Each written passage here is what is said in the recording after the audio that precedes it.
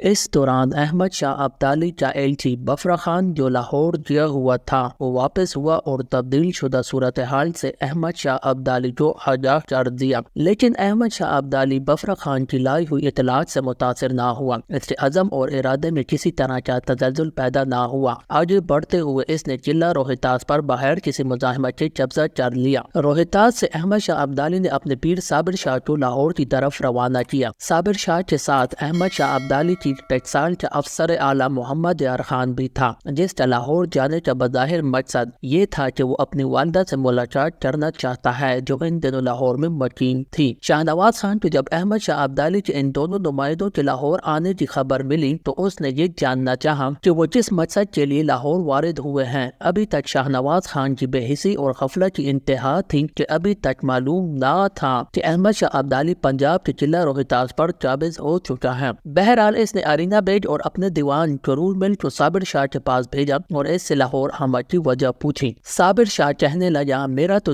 دونوں میں سے کسی سے واسطہ نہیں، ویسے میرے آنے کی غرض یہ ہے کہ اس شہر سے میرا لگاؤ ہے، یہاں کے باشندوں سے تعلق خاطر بھی رکھتا ہوں، یہاں کے فرما رواؤں کا ہمدرد اور بہی خواہ بھی ہوں، جن کے ساتھ زندگی کے دن بسر کر چکا ہوں، لیکن یہ کہے بغیر میں نہیں رہوں گا کہ بے وفائی سے نہ آدمی کسی سے خوش رہتا ہے اور نہ خدا، اور یہ بھی کہ احمد شاہ ابدالی کی تلوار کا مقابلہ تمہاری تلوار نہیں کر سکتی۔ اس موقع پر بڑے بھڑکیلے انداز میں صابر شاہ سے کہا گیا، تو کیا تمہارے کہنے کا مقصد یہ ہے کہ ہماری تلوار لکڑی کی بنی ہوئی ہے اور احمد شاہ کی تلوار آہن سے بنی ہوئی ہے؟ صابر شاہ کہنے لگا، نہیں، یہ بات نہیں، دونوں تلواریں آہن ہی کی بنی ہوئی ہیں، لیکن احمد شاہ ابدالی کا آفتاب اقبال نصف اندھار پر ہے، تمہارا آفتاب اقبال گہنا چکا ہے۔ ارینا بیگ یہ ساری گفتگو شاہ نواز کو سنا دی، چنانچہ شاہ نواز نے صابر شاہ اور محمد یار خان دونوں کو طلب کر لیا۔ شاہ نواز سے ملاقات کے دوران صابر شاہ کہنے لگا، شہنشاہ ہند تمہارے ساتھ مخلص نہیں ہے، وہ موقع کی طاق میں ہے کہ تم سے شدید انتقام لے، خود تمہارے مفاد کے تقاضا یہ ہے کہ میرے ساتھ احمد شاہ ابدالی کے پاس چلو، وہ تمہاری عزت بڑھائے گا، تمہارے اعزاز میں اضافہ کرے گا اور پورے ملک کی وزارت تمہیں سونپ دے گا۔ اس کے بعد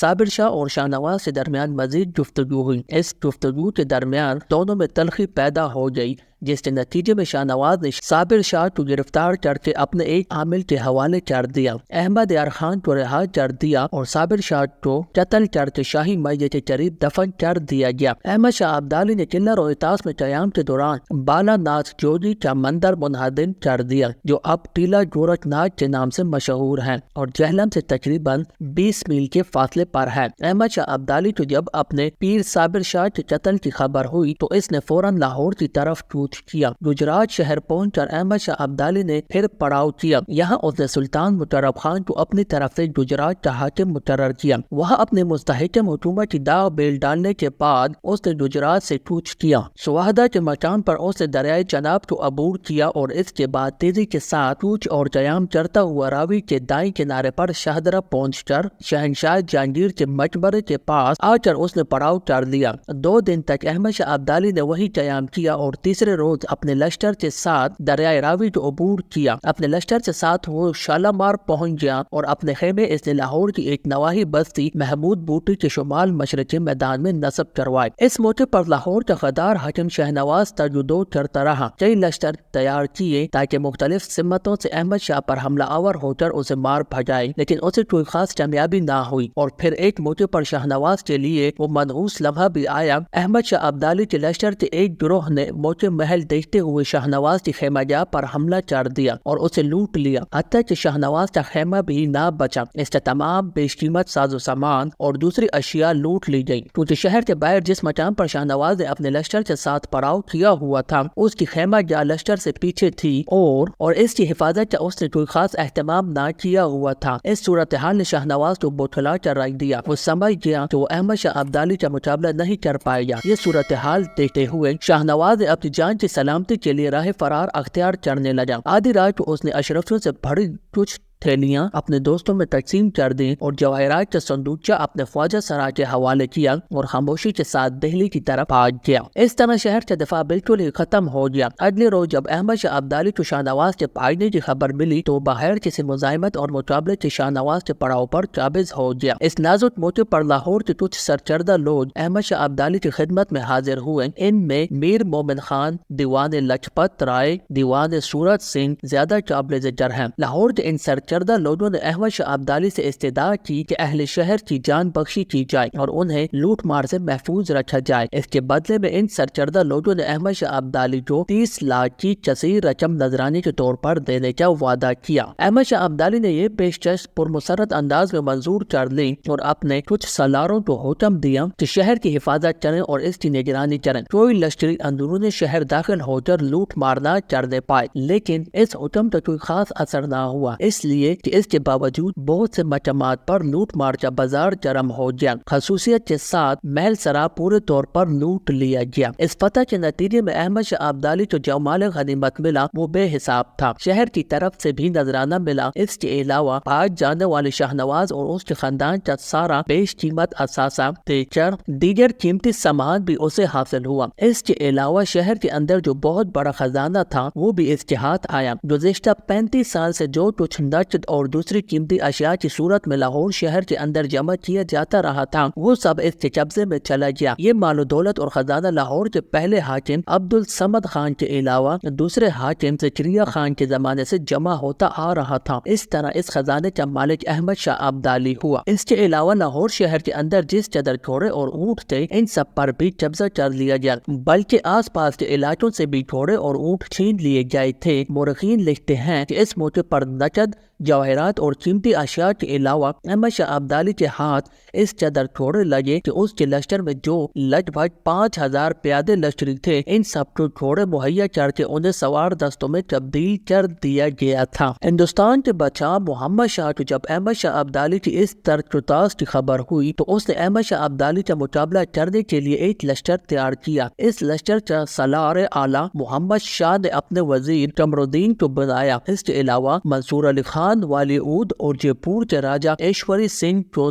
نائب سالار مقرر کیا گیا اور انہیں لشکر دے کر احمد شاہ ابدالی کا مقابلہ کرنے کے لیے روانہ کیا گیا۔ بعد میں لشکریوں کا حوصلہ بڑھانے کے لیے بادشاہ نے اپنے بیٹے احمد کو بھی لشکر میں شامل ہو جانے کا حکم دیا تھا۔ یہ لشکر احمد شاہ ابدالی کا مقابلہ کرنے کے لیے لدھیانہ کی طرف بڑھا۔ سپہ سالار اعلیٰ قمر الدین کا خیال تھا کہ لدھیانہ کے قریب سے دریائے ستلج کو آسانی سے پار کیا جا سکے گا۔ اس کے بعد احمد شاہ ابدالی کی پیش قدمی کو روکنے کی کوشش کی جائے گی۔ دوسری طرف احمد شاہ ابدالی بھی بڑا چوکس تھا۔ لاہور پر قبضہ کرنے کے بعد اس نے پیش قدمی شروع کی۔ اس نے اپنی نقل و حرکت کو پوشیدہ رکھنے کے لیے یہ فرمان صادر کر دیا کہ جو ہندوستانی جاسوس یا لشکری اس کے لشکر کے ارد گرد گھومتا دکھائی دے اسے بتامل فوراً قتل کر دیا جائے۔ اس طرح قمر الدین نے اپنے لشکر کو لے کر جس راستے سے لدھیانہ کا رخ کر رہا تھا احمد شاہ ابدالی نے ایک دوسرا راستہ اختیار کیا اور وہ ہندوستانی لشکر کو چکمہ دیتا ہوا سرہند جا پہنچا۔ اس موقع پر قمر الدین اور اس کے ساتھیوں سے ایک غلطی ہوئی تھی، انہوں نے اپنا زیادہ سامان سرہند میں رکھنے کے بعد لدھیانہ کی طرف کوچ کیا تھا۔ یہاں 1000 لشکریوں کو سامان کی حفاظت کے لیے چھوڑ دیا تھا۔ احمد شاہ بڑی تیزی کے ساتھ سرہند کی طرف بڑھا۔ یہاں 1000 لشکری تھے، ان پر قابو پاتے ہوئے سرہند اس نے فتح کر لیا اور یہاں سے اسے مال و دولت کی صورت میں بہت کچھ ملا۔ دوسری طرف ولی عہد احمد اور سپہ سالار قمر الدین کو خبر ہوئی کہ احمد شاہ ابدالی تو سرہند پہنچ کر شہر پر قبضہ کر چکا ہے، تو وہ بھی پلٹے اور سرہند کا رخ کیا اور سرہند شہر کے نواح میں باندھ پور کے ایک قصبے کے پاس پڑاؤ کر لیا۔ دوسری طرف احمد شاہ ابدالی نے سرہند شہر کے باغات میں اپنے مورچے قائم کیے۔ تقریباً 5 میل آگے بڑھ کر خندقیں کھودی۔ ان خندقوں سے باندھ کا فاصلہ بھی قریب 5 میل کے لگ بھگ تھا۔ اس جنگ کے لیے مغل لشکر کی پوزیشن زیادہ محفوظ نہ تھی۔ آس پاس کا تمام علاقہ خشک اور بے آب گیا تھا۔ جو کنویں تھے وہ ضرورت کے لحاظ سے بالکل ناکافی تھے۔ اس کے برعکس احمد شاہ کی پوزیشن مغلوں کے مقابلے میں کہیں زیادہ مضبوط اور مستحکم تھی۔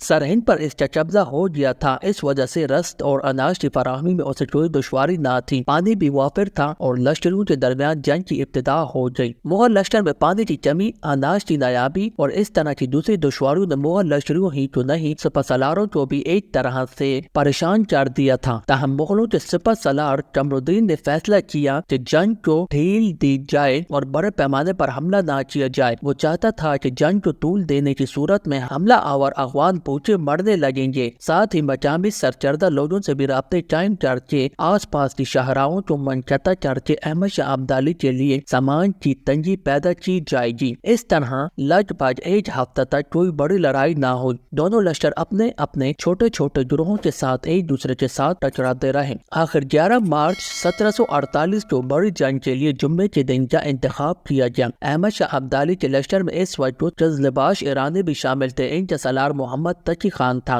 ان کی تعداد لگ بھگ 3000 کے قریب تھی۔ جب جنگ کی ابتدا ہوئی تو احمد شاہ ابدالی نے ایرانیوں کے لشکر کے سالار محمد تقی خان کو ہندوستانی لشکر کے سالار اعلیٰ قمر الدین کے بیٹے میر مدو کے حصے سے ٹکرانے کا حکم دیا۔ اس طرح دونوں طرف سے ایک دوسرے کے خلاف خوفناک یلغار شروع ہو گئی تھی۔ ایک جنگ کے نتیجے میں ہندوستانی لشکر کا سالار اعلیٰ قمر الدین بری طرح زخمی ہوا۔ شام تک لڑائی ہوئی، اس کے بعد وہ دونوں لشکر اپنے اپنے پڑاؤ کی طرف چلے گئے۔ ہندوستانی لشکر میں جب یہ خبر پھیلی کہ ان کے وزیر اور سپہ سالار زخمی ہو گیا ہے تو اس وقت ان کے اندر ایک طرح سے بددلی پھیلنا شروع ہوئی تھی۔ وزیر اور سپہ سالار قمر الدین کے بیٹے معین الدین خان کو، جسے پیار میں میر مدو کے نام سے پکارا جاتا تھا، اسے جنگ کے دوران ہی اپنے باپ کے بری طرح زخمی ہونے کی خبر ہو چکی تھی، لہٰذا باپ کی حالت سن کر وہ دورہ اس کے خیمے میں گیا۔ اس وقت قمر الدین اپنی زندگی کے آخری لمحوں میں تھا، تاہم اپنے بیٹے کو مخاطب کر کے کہنے لگا، میرے بچے، میرا تو اب چلاؤ کا وقت ہے، شہنشاہ کا کام ابھی باقی ہے، تم فوراً سوار ہو کر میدان جنگ میں جاؤ